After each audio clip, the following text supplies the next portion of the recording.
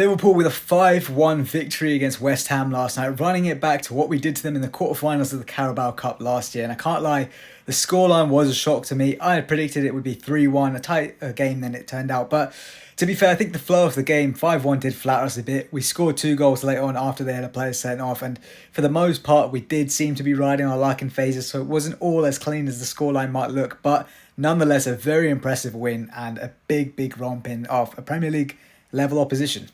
And the man of the match for that performance has to be none other than Cody Gakpo. 2 goals for him on the night. He was also involved in both of the opening goals that Diogo Jota scored. Just really brilliant. Like, just look at some of these numbers here from his attacking display. And it wasn't even just getting at that West Ham defence. The way he dropped in helped really build up play as well. Absolutely brilliant. And seeing him do this, having a week before, absolutely played brilliant at the San Siro against AC Milan. And then in between those games, we're seeing Luis Diaz cook in the Premier League. Like, the depth we have at left wing right now and the competition between these two is fierce. Like, it really does raise the question, like, which one of them is the preferred starter? And I think the answer is just neither of them. Like, they're both going to play. We just rotate them to keep them both fresh because right now they're both fighting hard for that spot and doing so well. And that form kind of extends to the rest of our attack as well. Look at this here. From our 6 attackers so far this season, 28 goals and assists combined between them in just 6 games technically, because against Forest, obviously, we didn't register any goals anyway. But from the other 6 games, 28 G/8 is absolutely outstanding. This is looking scary. You know what it reminds me of?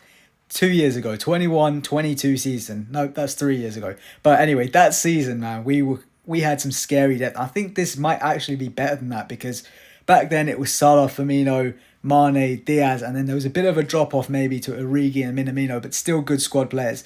Here, there's much less of a drop-off. Maybe the ceiling's not quite as high, but yeah, the balance between these 6 is scary, and just how interchangeable they are. Really good if some of them suddenly drop off form or pick off an injury at some point in the season. And then the attackers all getting a mention, but I have to look at this man in the midfield. Curtis Jones, last year against West Ham, when we knocked them out at 5-1 again at Anfield, he ran the show, and maybe he wasn't quite man of the match this time around, but he had another outstanding performance.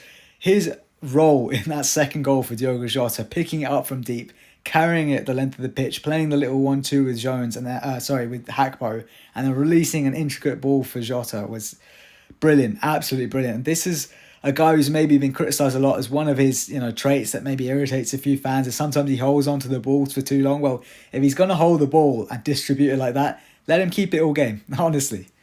Then one of the final things for me to talk about from that game has to be the back line. Completely different back four of Bradley, Gomez, Quansah and Tsimikas. Exactly what I wanted and put in my predicted lineup, but they did look shaky. First run out for all of them together, so it's going to take some time naturally. I do think it's not right to be too harsh on them, but yeah, they were very shaky at times. Perhaps fortunate that we only conceded 1 in the end. Some good saves from Keller. Last ditch defending from Tsimikas as well, doing his best Phil Jones impression, crawling across the floor. That was really funny, but yeah, it's really good to see them come in. Only thing I would maybe think is perhaps we don't need to play them all as a back four.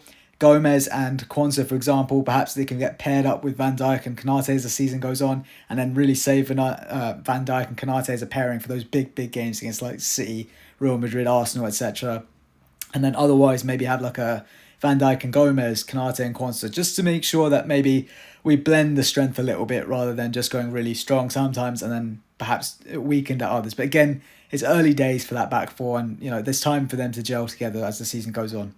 All in all, really good performance. We make it 6 wins from 7 in Arne Slot's first season as a Liverpool manager. Really important start for him to build a confidence and avoid the chatter of, if we were stalling around a bit, everyone would have been making comparisons to Klopp and the drop off and all that. So he's managed to just get rid of all that potential noise for now by starting off strong, and yeah, hopefully we keep this momentum going till the next international break.